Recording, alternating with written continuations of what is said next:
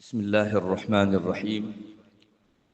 الحمد لله رب العالمين، والصلاة والسلام على أشرف الأنبياء والمرسلين وعلى آله وصحبه أجمعين. أما بعد، أعوذ بالله من الشيطان الرجيم. بسم الله الرحمن الرحيم. وقال الرسول يا رب إن قوم اتخذوا هذا القرآن مهجورا. صدق الله مولانا العظيم. وقال رسول الله صلى الله عليه وسلم إن الله يرفع بهذا الكتاب أقواما ويضع عنه آخرين. معزز و محترم حضرات علماء کرام، عزیز طلباء، میرے دینی بھائیوں، دوستوں، بزرگوں، ہم لوگ ایک بہت بڑی ہی باسعادت مجلس کے اندر اس وقت شرکت کرنے جا رہے ہیں۔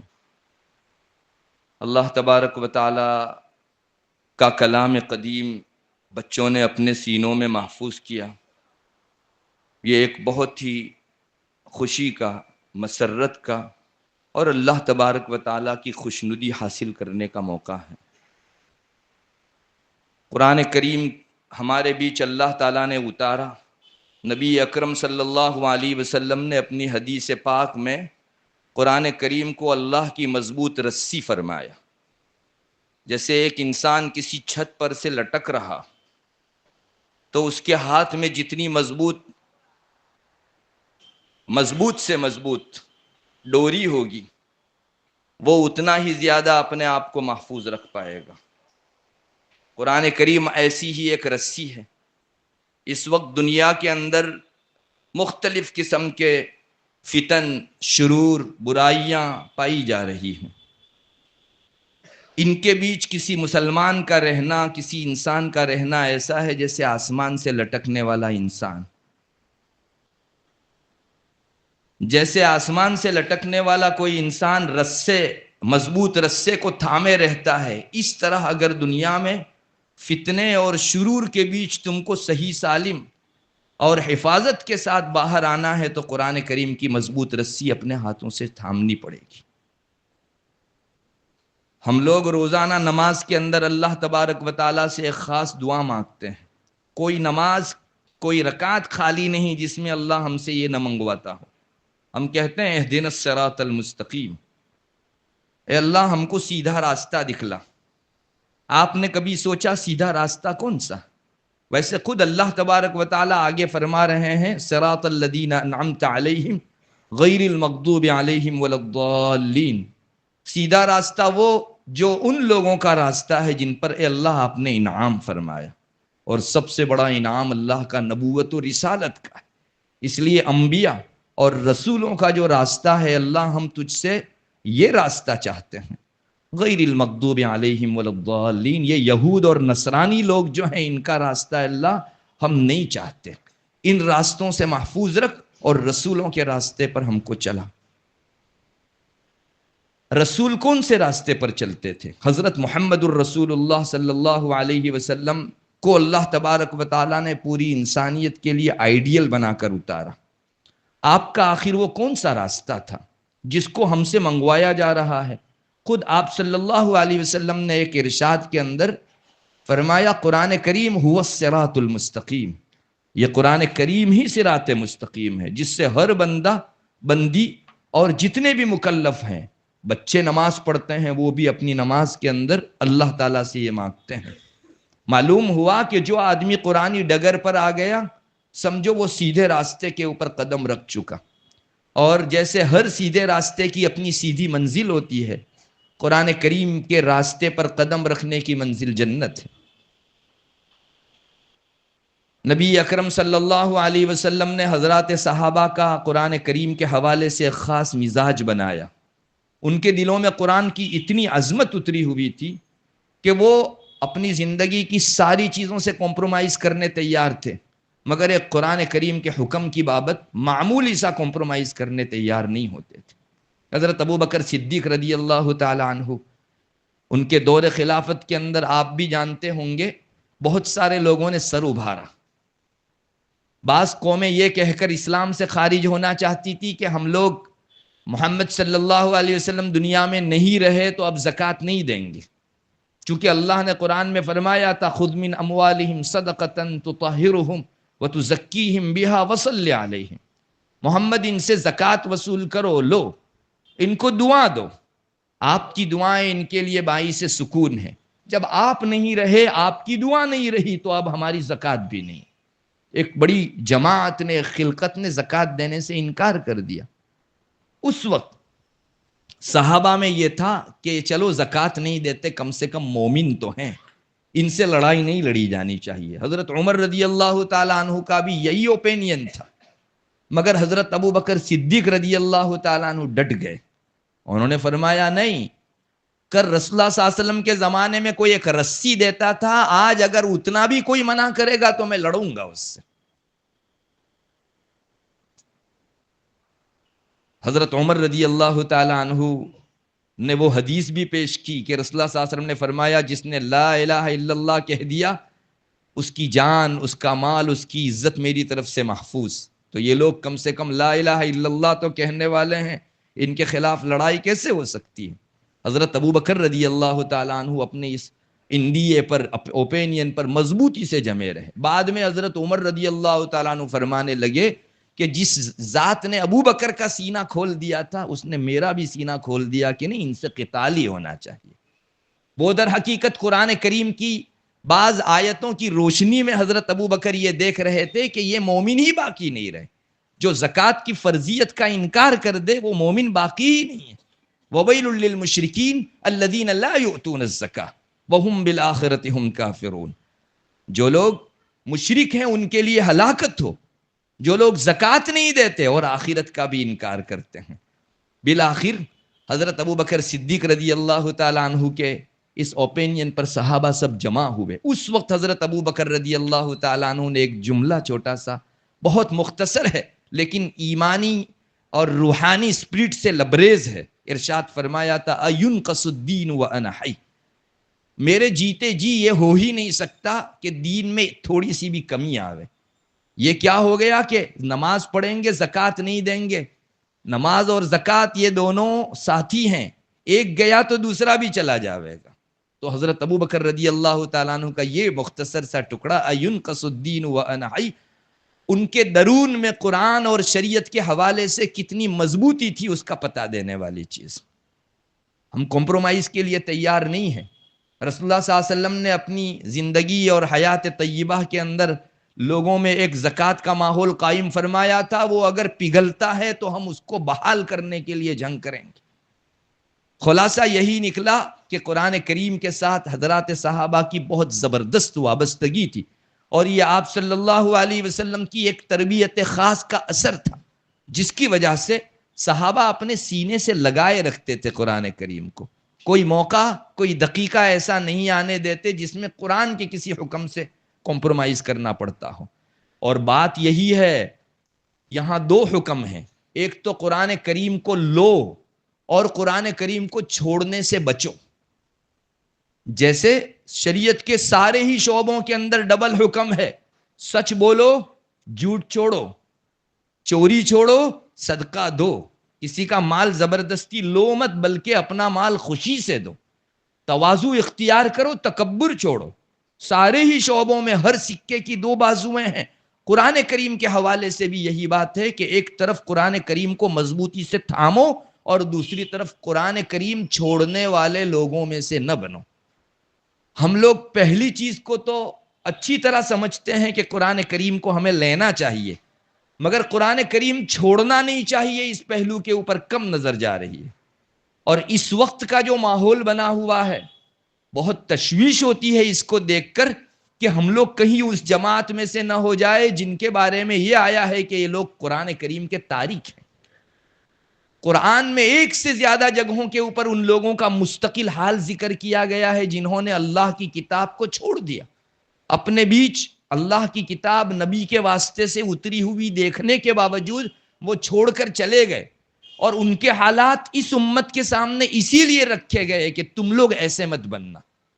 حدیث شریف میں بھی اس کا مستقل ذکر آیا ہے۔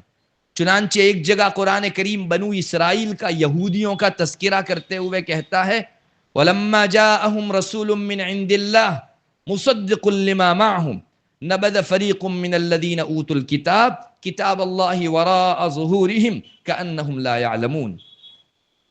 جب ان کے پاس ان کے رسول آئے، اللہ تبارک و تعالی نے اس سے پہلے جتنی کتابیں اتاری تھی ان سب کی تصدیق کرتے ہوئے کتاب لے کر آئے، تو بنو اسرائیل کی یہودیوں کی ایک جماعت نے اللہ کی کتاب کو اپنی پیٹھ کے پیچھے ڈال دیا اور اتنا بھلا دیا کہ گویا ان کو معلوم ہی نہیں تھا کہ اللہ کی کتاب بھی ہمارے لیے آئیڈیل بنا کر بھیجی گئی تھی.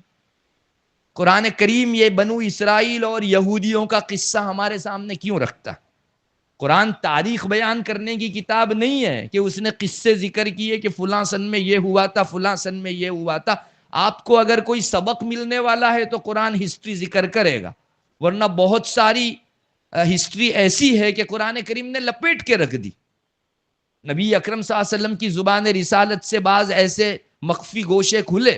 قرآن کریم نے زبردست ایسی آیتیں سنائی تاکہ یہ امت اللہ کی کتاب کو اپنے پیٹھ پیچھے ایسے ڈالنے والی نہ ہو جائے جیسے یہود نصارہ نے ڈال دی. اللہ کی کتاب سے کوئی علاقہ نہیں، کوئی رشتہ نہیں. ان کے اپنے احبار اور رہبان اور ان کے جو پوپ تھے اور چودھری لوگ تھے، ان لوگوں کا شریعت بیان کرنا کافی سمجھا جاتا تھا اور یہ لوگ ملا جلا کر بیان کرتے تھے. آیتوں کے اندر اپنی طرف سے کچھ داخل کر لیتے، ٹیبل کے نیچے سے پیسے لیتے تھے اور جو ہے لوگوں کو بتاتے تھے. اللہ تعالیٰ نے فرمایا ان لوگوں نے کتاب اللہ کو ڈال دیا، یہ امت نہ ڈالے. یہ دیکھیے قرآن کریم یا اللہ کی آسمانی کتاب کو لینے سے متعلق یہ آیت نہیں ہے، چھوڑنے کے بارے میں قرآن کریم ذکر کر رہا ہے. یہ چیز ہرگز نہیں ہونی چاہیے کہ ہمارے ہاتھ سے قرآن کریم کا دامن چھوٹ جائے. اگر یہ چھوٹ گیا تو امت کا بہت بڑا خسارہ ہے. اور قرآن کریم نے ایگزامپل دے کر بیان کیا، ان حضرات کی مثال بیان کی. مثل الذین حملوا التوراة ثم لم يحملوها كمثل الحمار يحمل اسفارا بئس مثل القوم الذین کذبوا بآیات اللہ واللہ لا یہدی القوم الظالمین. قرآن کہتا ہے کہ یہودیوں کو تورات دی گئی لیکن تورات کے احکام پر انہوں نے عمل نہیں کیا. جیسا کہ میں نے اس سے پہلے والی آیت آپ کو بتائی، نہیں عمل کیا، اتنا بھلا دیا گویا ان کے بیچ کتاب اتری ہی نہیں تھی. تو ان لوگوں کی ایگزامپل قرآن کریم ذکر کرتا ہے کہ یہ لوگ اس گدھے کی طرح ہے جس گدھے کے اوپر بڑی بڑی کتابیں لا دی گئی ہو. ظاہر ہے کہ گدھے کی پشت کے اوپر بڑے بڑے علوم کا ہونا گدھے کو اتنا بھی فائدہ نہیں دیتا. قرآن ایگزامپل دیتا ہے کہ جیسے اس گدھے کی پشت پر دنیا کی سب سے بڑی اور اچھی اچھی کتابیں بھی لا دی گئی ہو، جب بھی وہ سامان اٹھانے سے پہلے جیسے گدھا تھا اب بھی گدھا. تو بنو اسرائیل کی ایگزامپل یہ ہے کہ وہ اس گدھے کی طرح، ان کو دیے گئے احکام لیکن انہوں نے اپنی زندگی میں وہ احکام برتے نہیں. بہت بدترین اور بھونڈی مثال ہے ان لوگوں کی. انہوں نے اللہ کی آیات کی تصدیق کرنے کے بجائے اس کو جھٹلایا اور انہوں نے ظلم کیا. اللہ تعالیٰ کو ظلم کرنے والوں سے پیار نہیں ہے، اللہ محبت نہیں کرتا ظلم کرنے والوں سے. میرے بھائیوں، کیوں ذکر کیا گیا بنو اسرائیل کے تورات کو نہ اٹھانے کا یہ قصہ؟ اس امت کو صرف ہسٹری بیان کرنی نہیں تھی بلکہ یہ ایک پیغام دینا تھا، ایک عبرت سنانی تھی کہ تم لوگ اس طرح سے مت ہونا. میں نے جو شروع میں آپ کے سامنے آیت کریمہ پڑھی اس میں بھی ہمارا رب یہی کہتا ہے وقال الرسول یا ربی ان قوم اتخذوا هذا القرآن مہجورا. کل محشر کے دن رسول اللہ کے سامنے شکایت کرے گا کہ اے اللہ، میری امت نے تیری اتاری ہوئی کتاب قرآن چھوڑ دی تھی. اب مجھے بتائیے، رسول کی سفارش اگر قبول ہے تو اس کی شکایت قبول نہیں ہوگی؟ قرآن نے یہ شکایت باقاعدہ ذکر کی ہے. اور میرے بھائیوں، محشر کا دن اتنا سنگین اور گھناؤنا ہوگا کہ کسی انسان کے خلاف کوئی شکایت نہ بھی کرے تو بھی کلیجہ منہ کو آ رہا ہوگا. ہر آدمی نفسا نفسی کے عالم میں ہوگا اور کوئی ادنا آدمی شکایت کر دے اس کو خوب دھیان سے سنا جائے گا. تو سید الرسل اگر کسی کے خلاف شکایت کر دے، کسی جماعت کے خلاف شکایت کر دے کہ اللہ میرے قرآن کو انہوں نے چھوڑا تھا، تو ہماری اور آپ کی کیا گت بنے گی اس وقت. میرے بھائیوں، میں اس لیے تھوڑا سا اس پوائنٹ کے اوپر آپ کی توجہ دلانا چاہتا ہوں کہ اس وقت کا نقشہ ایسا بننے جا رہا ہے گویا ہم تارکین قرآن نظر آتے ہیں. ایک بات یہ یاد رکھیے، قرآن کریم تلاوت کے لیے بھی اترا ہے اور قرآن کریم ہدایت کے لیے بھی اترا ہے. قرآن پڑھنا بھی چاہیے اور ہماری زندگی میں اس کی ہدایت کے اسباق لینے بھی چاہیے. دونوں ہی راہوں سے مسلمانوں میں بڑی کوتاہی دیکھی جا رہی ہے. ایسے کتنے ہی نوجوان ہیں، ہماری ایک بستی میں آپ شمار کرو تو متعدد نوجوان آپ کو ایسے ملیں گے، ایک ایک ہفتہ ہو جاتا ہے لیکن قرآن کریم کھول کر پاؤ پارا پڑھنے کی ان کو توفیق نہیں ہے. یہ نماز میں جو سورہ فاتحہ اور ناس و فلق پڑھ لی وہ بس، باقی اللہ کی کتاب کھول کر اس کی تلاوت کریں. بہت سے نوجوان اس سے بالکل آ رہی ہیں. یہ ہفتہ تو میں تھوڑا احتیاط سے کہہ رہا ہوں، ورنہ بعضوں پر مہینے بھی ایسے گزرتے ہیں. اللہ کا کلام کھول کر اس کا حق ادا کرنے کی توفیق نہیں ہے. مجھے بتائیے اس کے علاوہ قرآن کریم کا ترک اور اس کو چھوڑنا اور کیا ہے؟ یہی قرآن کریم کا چھوڑنا ہے. انہی کے لیے بیان کیا گیا تھا کہ بنو اسرائیل نے چھوڑ دیا، تم ایسے مت بننا. انہی کے لیے کہا گیا کہ کر رسول شکایت کرے گا، آج سے سنبھل جاؤ. اور حدیث شریف میں بھی یہ مضمون آیا ہے. ایک جگہ نبی اکرم صلی اللہ علیہ وسلم کا اس طرح کا ارشاد ہے، مشکات شریف میں روایت موجود ہے. 3 چیزیں اللہ کے عرش کے ساتھ لٹکی ہوئی ہیں. ان میں پہلی چیز قرآن کریم، القرآن یحاج، قرآن کریم ڈسکس کرے گا، شکایت کرے گا. نمبر 2 امانت داری بھی اللہ کے عرش سے لٹکی ہوئی ہے. اور نمبر 3 رشتہ داری اور صلہ رحمی لٹکی ہوئی ہے. صلہ رحمی اللہ سے کہتی ہے اللہ جس نے مجھے جوڑا اس کو تو جوڑ، اور جس نے مجھے کاٹا اس کو تو اپنے آپ سے کاٹ دے. محدثین فرماتے ہیں اس روایت کے ذیل میں کہ چیزوں کا عرش کے ساتھ لٹکا ہوا ہونا اللہ سے قریب ہونے کو بتانے کے لیے ہے. اتنی نزدیکی حاصل ہے. ظاہر ہے کہ جسے جتنی نزدیکی ہوگی اس کی شکایت و سفارش اتنی ہی زیادہ قبول ہوگی. اور اس جگہ نبی اکرم صلی اللہ علیہ وسلم نے قرآن کریم کی شکایت کو ذکر کیا. آپ تھوڑا 5 منٹ کے لیے سوچئے کہ اگر میں نے مہینوں قرآن کریم کے احکام پر عمل کرنا، اس کی تلاوت کرنا، اس کے جو حقوق ہیں ان کو ادا کرنا میں نے چھوڑا، ایک طرف قرآن کھڑا ہے اور کہہ رہا ہے اللہ یہ میرے حق کو مارنے والا تھا، کیا درگت بنے گی اس دن ہماری.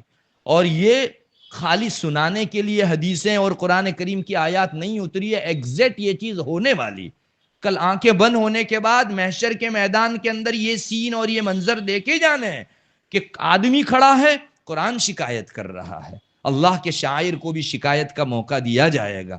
اللہ ہماری حفاظت فرمائے. میرے بھائیوں، قرآن کریم کا چھوڑنا بہت بڑے بڑے نقصانات لاتا ہے.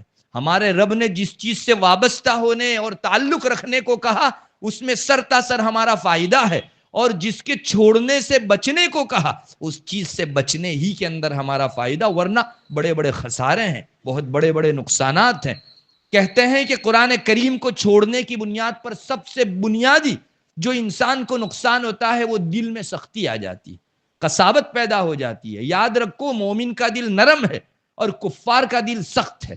اسی لیے ان لوگوں کے دلوں میں اللہ رسول کی اور اچھی باتیں اثر نہیں کرتی، اور یہ فخر سے بولتے تھے وقالوا قلوبنا غلف، ہمارے دل تو اثر پروف ہیں، پیک ہیں بالکل، اس میں کسی کی بات جاتی نہیں ہے.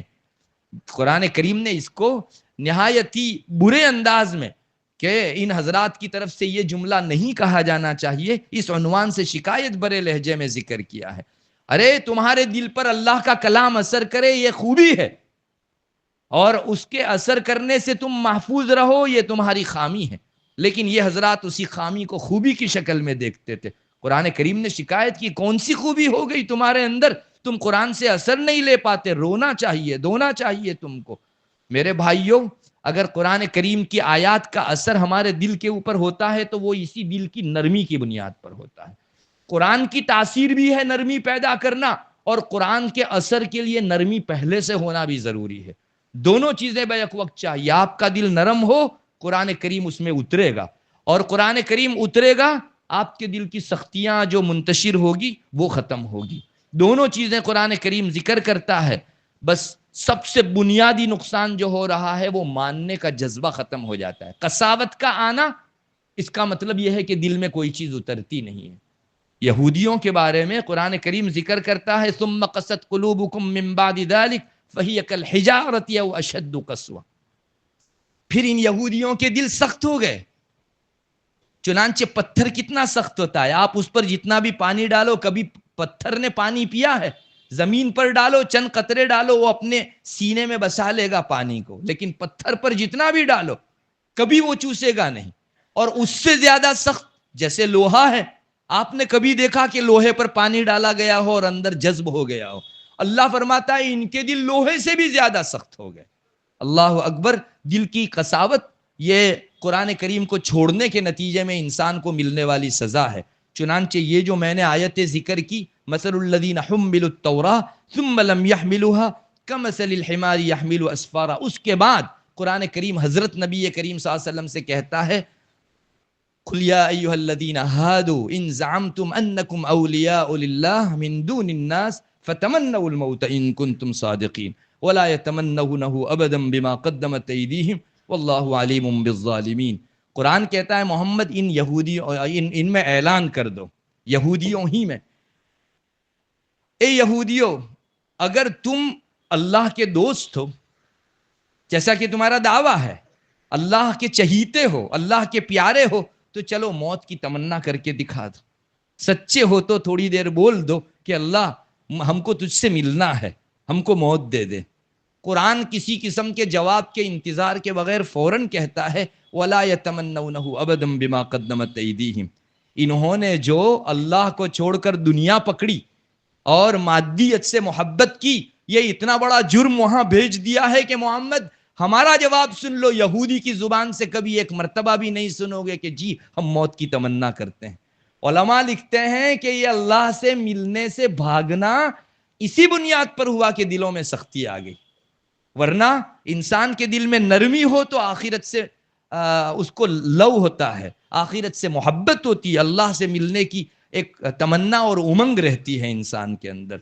علماء نے لکھا ہے کہ قرآن کریم کو چھوڑنے کے نتیجے میں انسان کا سب سے بڑا اور پہلا نقصان جو ہوتا ہے وہ دل میں سختی کا آ جانا ہے. اللہ ہماری حفاظت فرماوے. آج کتنے بیانات ہوتے ہیں، لوگوں کو ذاتی طور پر بھی بہت سارے منکرات اور برائیوں سے روکا جاتا ہے، لیکن ایک کان سے سن کر دوسرے کان سے ہم لوگ نکال دیتے ہیں. شادی میں ایک مرتبہ ڈی جے طے کر لیا تو وہ ہو کر رہے گا، چاہے جتنے بھی مولوی صاحب سمجھانے کے لیے آ جائیں، جتنی آیات پیش کی جائیں. مجھے معاف کرے، یہ مسلمانوں کا حال ہے. بہت سے نوجوانوں کو ذاتی طور پر سمجھایا جاتا ہے کہ آہستہ آہستہ ہی صحیح، کم سے کم ایک مرتبہ ڈرگ چھوڑو، نشہ چھوڑ دو، لیکن کل ایک مہینہ پہلے جیسا تھا ایک مہینے کے بعد بھی وہ ویسا ہی ہے. ہمارے دلوں پر قرآن کریم اور حدیث پاک کے اسباق اثر کیوں نہیں کرتے؟ کیا ہمارے دلوں میں سختی نہیں آ گئی؟ دیکھنا چاہیے، کہیں اگر سختی آ گئی ہے تو اس کے ریزنز تلاش کرنے چاہیے کہ کیوں دل میں سختی آتی ہے اور کون سی چیز دلوں کو نرم بنانے والی ہے، اس چیز کی طرف بھی ہم کو توجہ کرنے کی ضرورت ہے. میرے بھائیوں، یہ تو ابھی کم ہے کہ آدمی مانتا نہیں، لیکن ایک زمانہ دل کی سختی کا ایسا بھی آتا ہے کہ ایک دن قرآن کریم کا پیش کیا جانا اس کے لیے مذاق کا ذریعہ بن جاتا ہے، وہ ٹھٹھا اڑانے لگتا ہے. یہ دوسرا ورژن ہے اور اس پر جا کر انسان کی تباہی طے ہے. قرآن کریم اس کو بھی ذکر کرتا ہے وَلَمَّا جَاءَهُمْ رَسُولُهُمْ بِالْبَيِّنَاتِ فَرِحُوا بِمَا عِندَهُمْ مِنَ الْعِلْمِ وَحَاقَ بِهِمْ مَا كَانُوا بِهِ يَسْتَهْزِئُونَ. ان کے انبیاء ان کے پاس کھلی ہوئی آیتیں لے کر آئے، قرآن کریم پیش کیا جاتا تھا تو جن کے ذہن ٹیکنالوجی اور سائنس سے مارے گئے تھے وہ حضرات ٹھٹھا کرتے تھے کہ ایسا بھی کبھی ہوگا کہ انسان رل مل جاتا ہے اور وہاں جا کے اللہ کے پاس حساب دینا ہے، ہمارے پاپ اور پوڑیاں لکھے جاتے ہیں، یہ کہاں کی بات، کون لکھتا ہے؟ یہ ٹھٹھے پر انسان آ جاتا ہے. قساوت قلبی سب سے پہلے ماننے کا جذبہ ختم کرتی ہے، دل کی سختی، اور دوسرے نمبر پر شریعت سے ٹھٹھا کرنے کا مزاج پیدا کرتی ہے. میرے بھائیوں، اللہ بچاوے اس امت کو. یہ سب کن کے لیے ذکر کیا گیا تھا؟ یہ ہمارے ہی لیے کہ تم کو یہ سب سٹیپس نہیں اترنے ہیں، تم کو چڑھنا ہے قرآن کریم کی ترقی والے سٹیپسوں پر، نہ کہ تنزلی اور پستی کی طرف تم کو آگے بڑھنا ہے. امت مسلمہ کا حال اس وقت بہت برا ہے اور اسی لیے نیٹ اور موبائل سب سے زیادہ اثر انداز ہے ہمارے اندر. آپ نے کبھی غور کیا کہ اس فتنے کو نبی کریم صلی اللہ علیہ وسلم نے اپنے زمانے میں کسی اور انداز میں ذکر کیا ہو.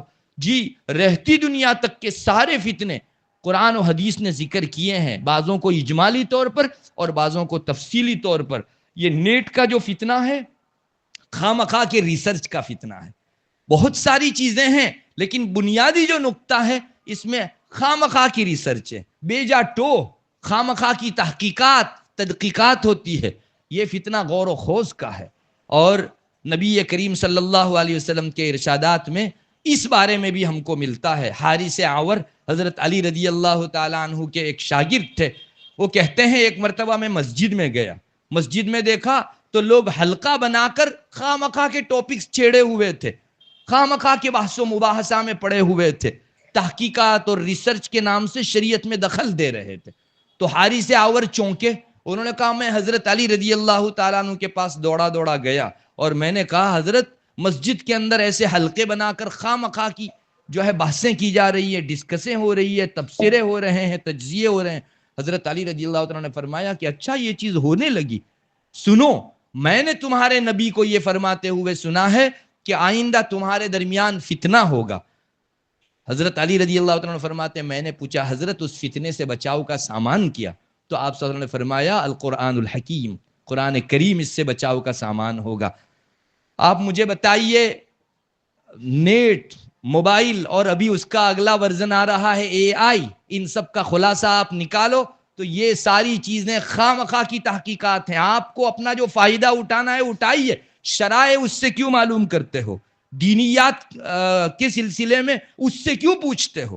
یہ خامخواہ ریسرچ کا فتنہ ہے، اور رسول اللہ صلی اللہ علیہ وسلم کی نشاندہی کے مطابق اس فتنے سے بچاؤ کا اگر کوئی چیز سامان بن سکتی ہے قرآن کریم ہی ہے. امت کو اس وقت قرآن سے اگر جوڑ دیا جائے، ہمیں 100% یقین ہے کہ انشاءاللہ آج ہماری زبان پر جو یہ شکایت ہے کہ بہت کہیوی لوگوں سے جو ہے موبائل چھوٹتا نہیں، نیٹ چھوٹتا نہیں ہے، انشاءاللہ اس میں مشغولی نیٹ کو آٹومیٹک چھوڑا دے گی.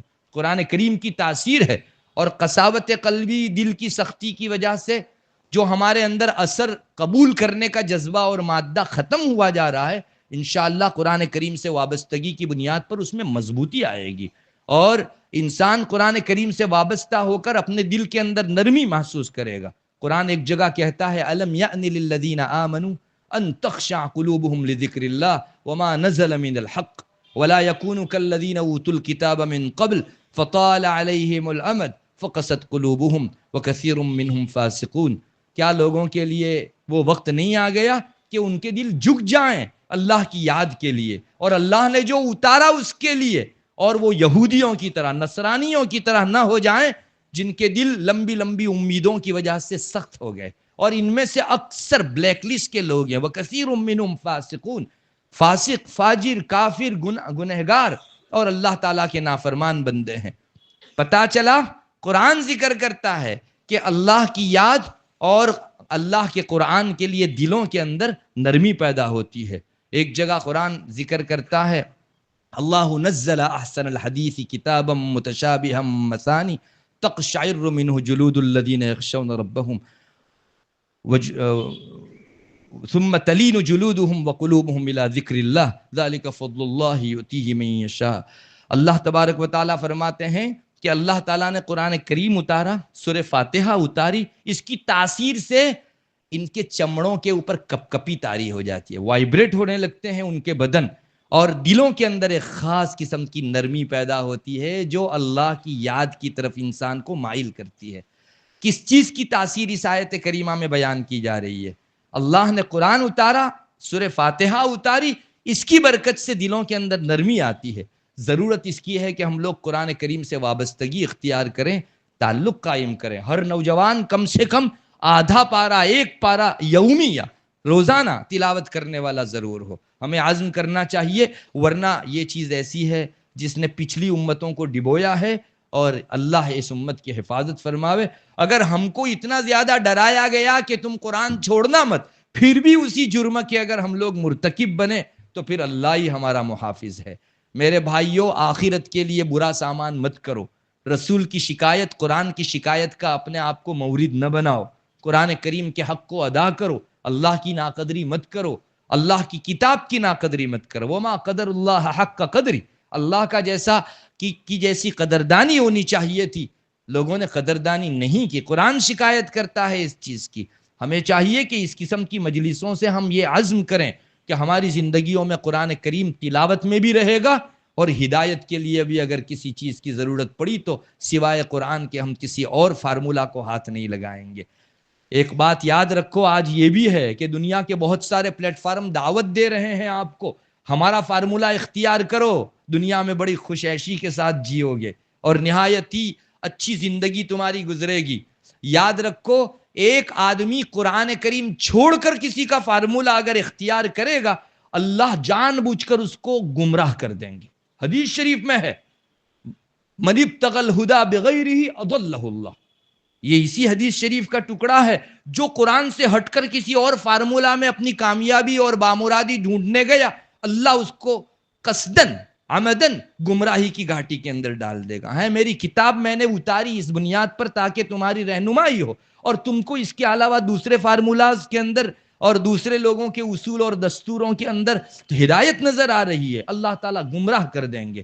دوسرا وہ آدمی جس نے قرآن کریم کو چھوڑ کر کوئی دوسرا فارمولا نہیں پکڑا, وہ ہے گمراہی پر, لیکن اللہ تبارک و تعالیٰ کے اس جملے کا پاور اضلہ اللہ. اہل علم سمجھ سکتے ہیں کہ اللہ تبارک و تعالیٰ فیصلہ فرما لے گا اس آدمی کے لیے کہ اسے گمراہ کرنا ہے. اللہ ہماری حفاظت فرمائے.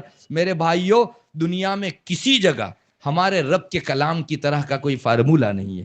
اس نے اتنا بہترین خط کھینچا ہے, ہمارے لیے زندگی جینے کی گائیڈ لائن بتائی ہے. کسی ایک نقطے میں بھی آپ کو دلالت کا شائبہ نظر نہیں آئے گا. ہدی للمتقین ہدی للناس, پوری انسانیت کے لیے اس میں سر تاثر ہدایت ہے.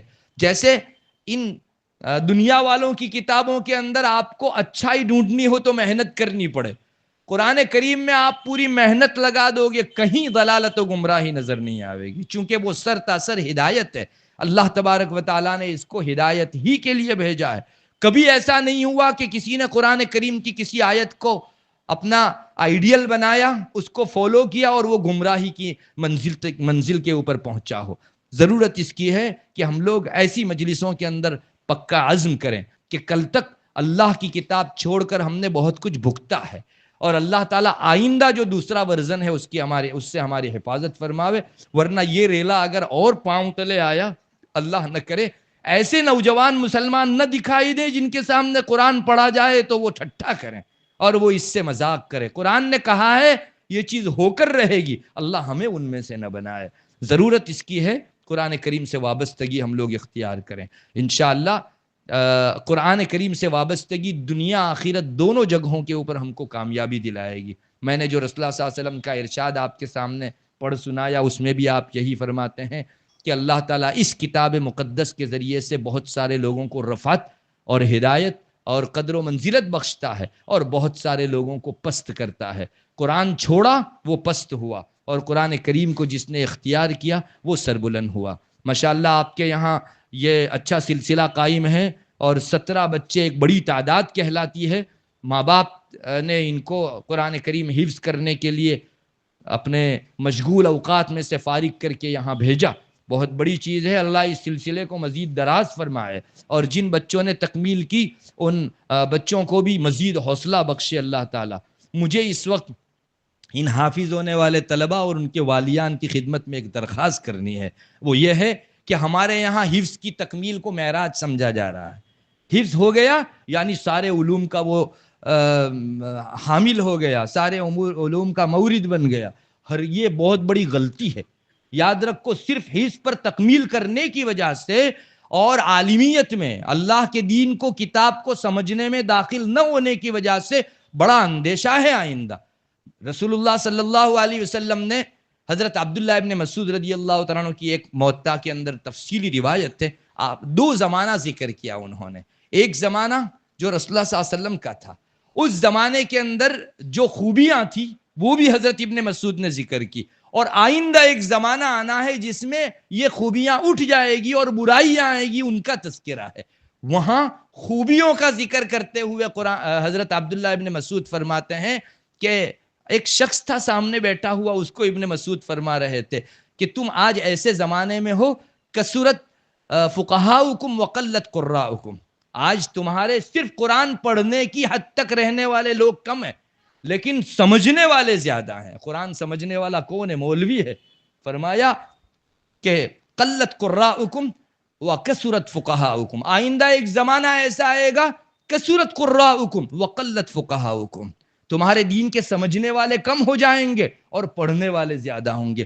اس کے آگے پیچھے جو بھی چیزیں ذکر کی گئی ہیں وہ سب خامیوں کی ہے۔ آپ دیکھ لیجئے آج بھی موطا کے اندر روایت موجود ہے، تو اس چیز کو اچھی نگاہ سے نہیں دیکھا گیا کہ صرف قرآن کریم پڑھنے والا سمجھنے والا نہ ہو۔ یاد رکھو قرآن کریم کے سمجھنے والوں کی تعداد کثیر ہوگی تو قرآن کی تلاوت کے حق کے ساتھ ہدایت کا حق بھی ادا ہوگا، ورنہ کوئی سمجھے گا نہیں، یا ایسے افراد کم ہوں گے تو لوگوں کو ہدایت کی وہ لائنیں نہیں ملے گی جن کی بنیاد پر وہ فتنوں سے بچ سکیں، اخروی اور عاقبت کی ترقی کر سکیں۔ اس لیے ان حضرات جو بچے جنہوں نے جو ہے قرآن کریم مکمل کیا، ان کے والیوں سے میری درد مندانہ اپیل ہے کہ ان کی تعلیم کو یہاں سٹاپ مت کرو۔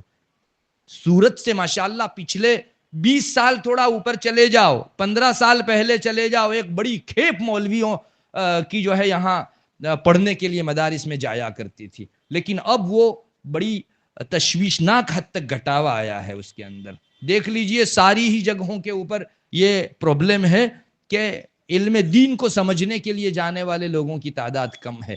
یہ کوئی خوش آئین بات نہیں ہے، بہت تشویش کی اور فکر کی چیز ہے۔ ہماری نگاہوں کو دنیاوی تعلیم نے خیرہ کر لیا اور اس میں ہم لوگ کامیابی سمجھنے لگے، ہم کو لاکھ روپے کی سیلری نے لبھا دیا۔ معاف کریں، یہ ایسی حقیقت ہے کہ جس سے بہت سارے سماج جو ہے اس وقت جلس رہے ہیں۔